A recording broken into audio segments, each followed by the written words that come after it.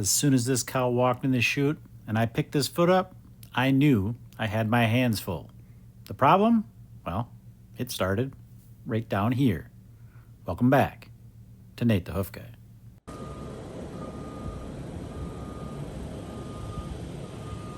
If you couldn't spot the problem before, after a couple of swipes of the grinder, it should be a lot clearer now.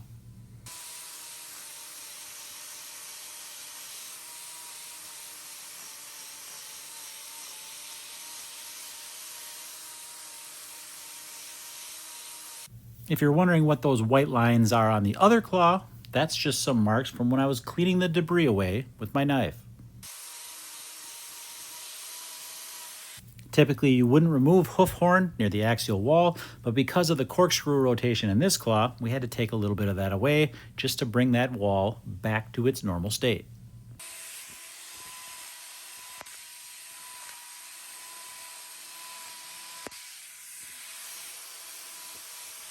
The other claw, the lateral one, is actually in pretty good shape, so I don't need to take a lot away from that sole, but I do have to notch this out because the problem that we're going to find is up underneath here.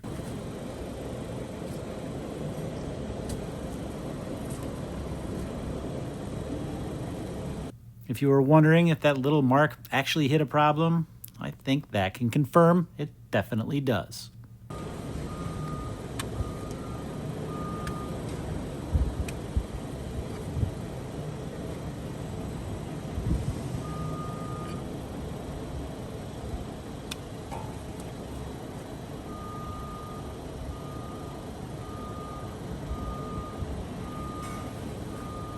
Now the real work begins. We know where that lesion is, and we also know that there's separation up above.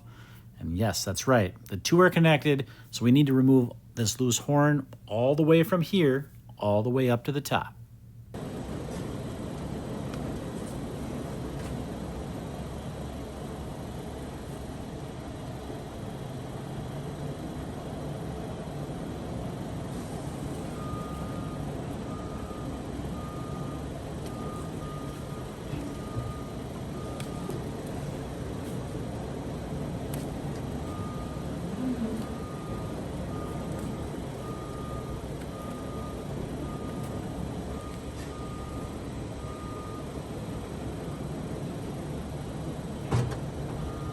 What's hard to appreciate in the video is how these knives are designed and the way that that hook at the end of that knife works.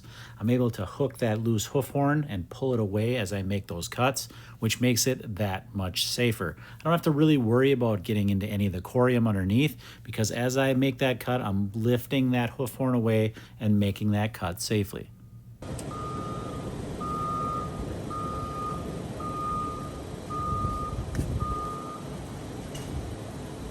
You can see how debris has worked its way up underneath that loose hoof horn and why it's important that we take it away.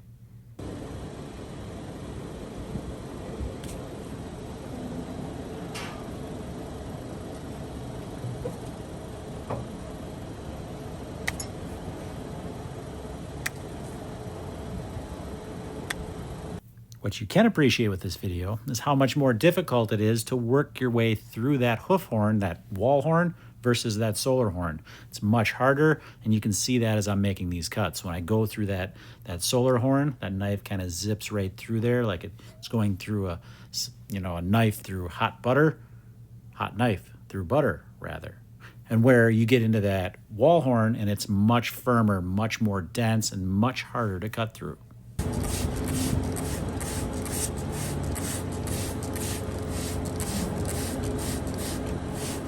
Once again, as always, that chlorhexidine comes in handy to wash both the hoof and my tools.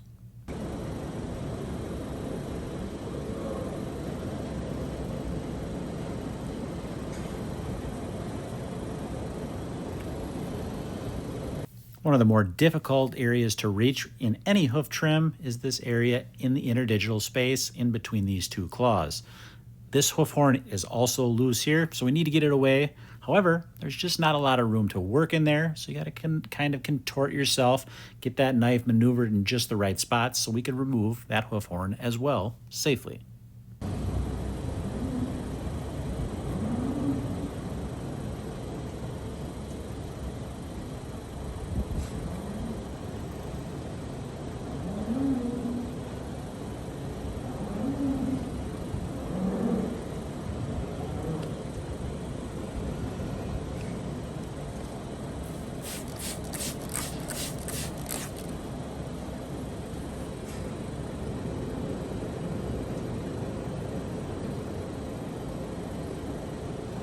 This heel bulb area is another area where we typically don't do a lot of trimming, but also in this case, that hoof horn is loose, so it needs to come away.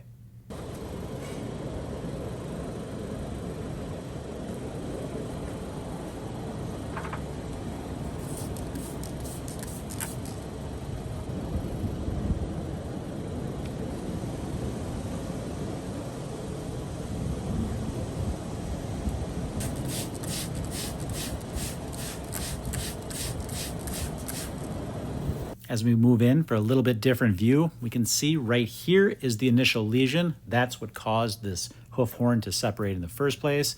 And we take a look up above here, we can see up in that heel bulb area, there is some digital dermatitis there as well. The rest of that area there, that real soft looking stuff, that is an actually new layer of hoof horn that's formed there, and the corium lies just beneath that and was what is creating that layer of hoof horn. Hopefully, if we do this right, this entire sole will once again be replaced by a hard, firm hoof horn. But first, we need to get all these little pieces away that are here now so that it doesn't irritate the lesion or that area up above where that digital dermatitis is. We're gonna get that cleaned away, then we can thoroughly wash it and get it treated with salicylic acid. And of course, we're gonna need a block on that other claw. We don't want her walking on this one.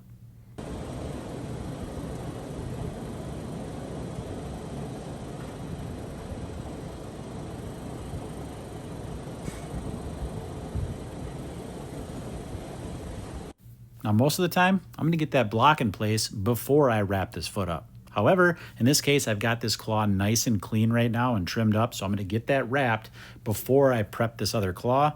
I don't wanna get any more debris and fling it into that area that's already cleaned up so nicely. So I'll get it wrapped, then I'll go prep this claw and get a block on. Now, you might think, well, you're wasting time here. This cow's gonna need to be in the chute longer than she normally would have to because you didn't get that block on in time. But in actuality, I have 3 other feet to trim on this cow, and that's really what I end up doing most of the time. I'll get this claw prepped, get a block on it. While that glue is curing, I'll move to those other feet, get those trimmed up, work my way back to this one then, and put this foot down, and that cow is done. That's why you see in a lot of videos, it's not just the one foot that I'm working on. I actually trim all 4 feet on all the cows that I trim. It's just the one with the block that you see me do in most of my trims. The glue is now cured. This foot can go down. We'll give you a good view of it as she's standing on it so you can see kind of how that block is placed and how she's now putting weight on that foot. Then we'll let her out and you can see how she walks. As always, guys, thanks for watching, and we will see you all on the next one.